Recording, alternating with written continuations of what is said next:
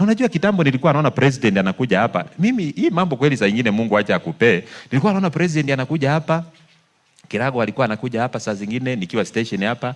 Akifika anakuja hapo kwangu. Halafu ananiambia uko na kitu ya kukula. Na yeye hakuwa na appetite sana, ninampea papai nusu, ndizi moja, kikombe moja tu ya maziwa, ashashiba. Halafu akishiba ananiambia nipe mahali nilale. Kwa hivyo nilikuwa nikijua kuna mkutano nilikuwa namwekea. Nilikuwa nashindwa, mbona mapresident wanapenda kulala? Sasa nimeelewa.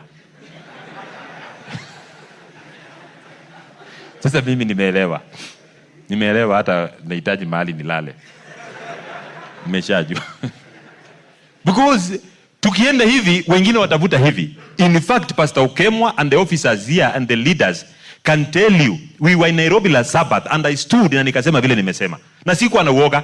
Nikawaambia mkitaka niwape statistics